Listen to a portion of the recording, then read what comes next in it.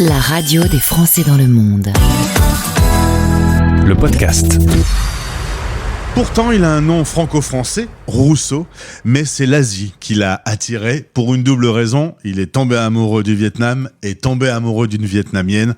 On le retrouve, ça fait quelques mois qu'on n'a pas échangé avec Pascal, que vous pouvez suivre sur sa chaîne YouTube. Il aime vous faire découvrir sa passion pour l'Asie. Pascal, bonjour. Bonjour Gauthier. Content de te retrouver. Aujourd'hui, on a déjà eu l'occasion de se parler. Tu m'avais dit, en effet, quand tu étais arrivé au Vietnam, tu t'étais senti chez toi, au point que tu n'es même pas revenu en France depuis plus de 3 ans. Ouais. Oui, je me sens bien ici, pas besoin de rentrer. En plus, La Côte d'Azur, tu es originaire de pas très loin de Grasse, une jolie petite ville du sud de la France. Ne te manque pas, donc, du coup? pas du tout. Et puis il fait un peu froid l'hiver là-bas.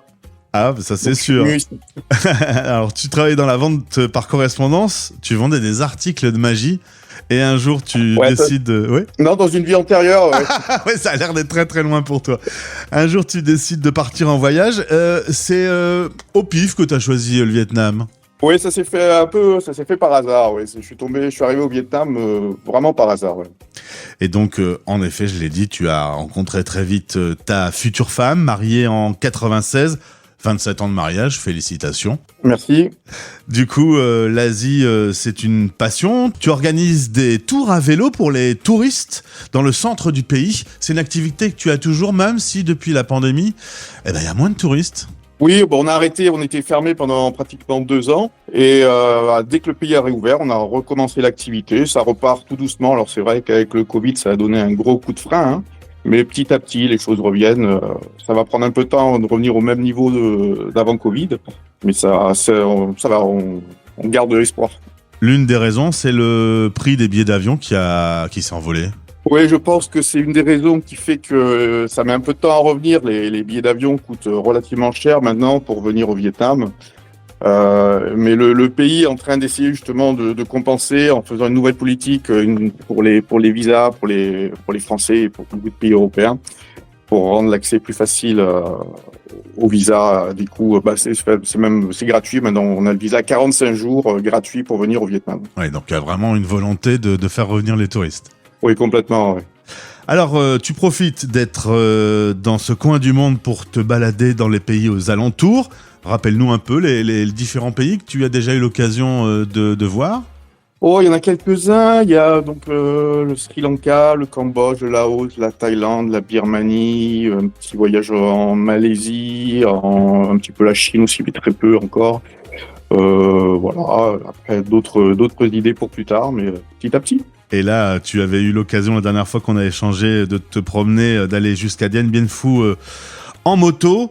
Cette fois-ci, c'est reparti pour une nouvelle aventure qui a d'ailleurs commencé de façon bof parce que tu t'es fait arrêter par un militaire. Qu'est-ce que c'est que cette histoire, Pascal ? Ouais, ça c'est arrivé hier. Le but de mon parcours, c'est d'essayer de prendre les plus petites routes possibles et d'aller dans les endroits les plus perdus possibles. C'est là où on va voir les plus beaux paysages, où on va rencontrer vraiment les gens de la campagne, le Vietnam authentique comme on peut l'imaginer. Et des fois, je vais un petit peu trop en dehors des sentiers battus. Hier, je suis passé trop près de la frontière du Laos.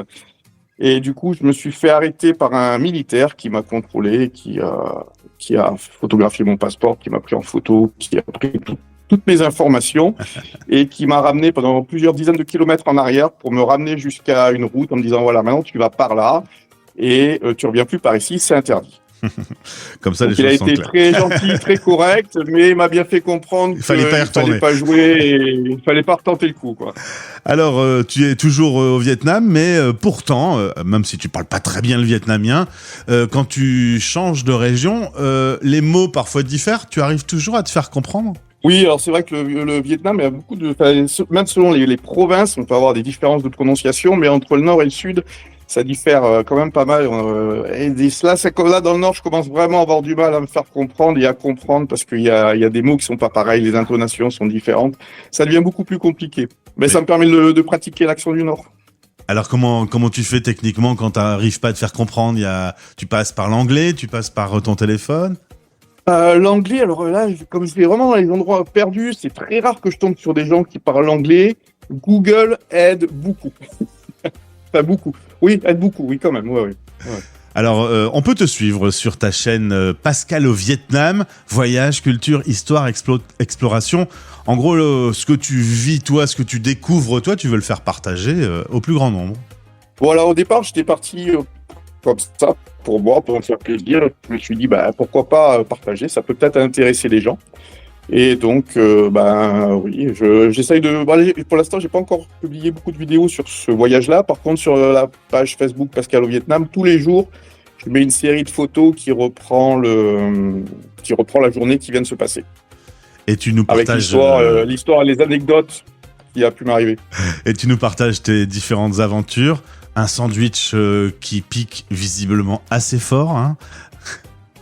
Oui, oui, le banh mi, là, il m'avait chargé avec du piment. Les quantités de trucs qui piquent en Europe, ça n'a rien à voir avec ce qui pique au Vietnam.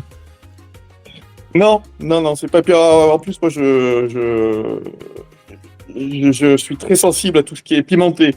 Donc, pour moi, c'est level, ça devient très vite du haut level.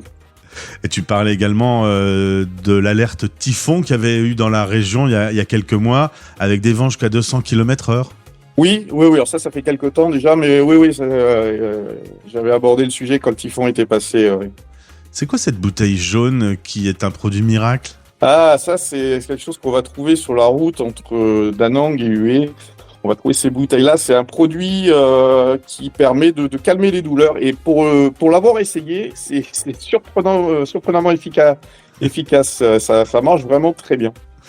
Quelles sont les bonnes et les mauvaises surprises que tu as sur ton parcours ? Alors, on a évoqué la rencontre avec un militaire hier, mais pourtant, à leur côté dans le pays depuis 15 ans, qu'est-ce que tu découvres encore au quotidien aujourd'hui ? Alors le Vietnam est un pays très riche au niveau culturel et sur plein d'autres niveaux aussi. Et je connais pas vraiment encore très bien les minorités. Et là, dans le Nord, il y a vraiment beaucoup de minorités. Donc je découvre cette culture qui est différente.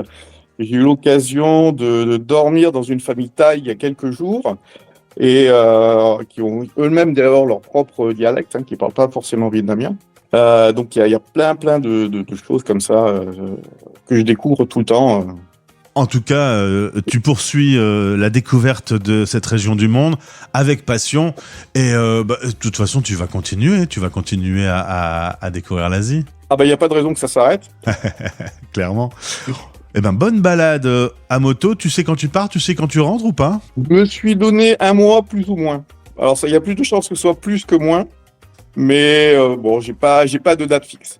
C'est ça aussi le plaisir de ce voyage-là, c'est de prendre son temps pour découvrir en fonction du feeling de chaque endroit où je vais me retrouver. Alors, si les auditeurs de la radio des Français dans le monde veulent te suivre, direction Pascal au Vietnam sur YouTube. Merci pour cet échange. Petite pause hôtel là aujourd'hui. Oui, aujourd'hui, Dien Phu, je suis arrivé tout à l'heure, là je me repose et puis demain je vais aller visiter ce fameux lieu célèbre pour sa bataille. Pour apprendre un petit peu plus sur ce côté historique. Et je suppose que c'est une ville qui doit grouiller d'activités. Ah vraiment, c'est une ville qui est vraiment assez spécifique pour les Français. C'est une histoire très en relation beaucoup avec la France. Du coup, il n'y a pas vraiment, à part des Français qui viennent ici, il n'y a pas beaucoup de gens qui viennent se perdre parce que c'est quand même assez isolé. Mais moi, je vais en profiter justement pour partir d'ici après pour traverser la frontière du Laos et aller dans le nord du Laos.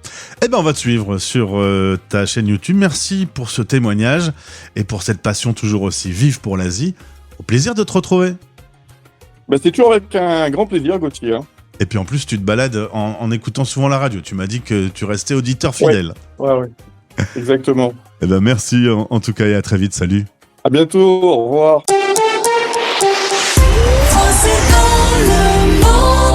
La radio des Français dans le monde. dans le monde.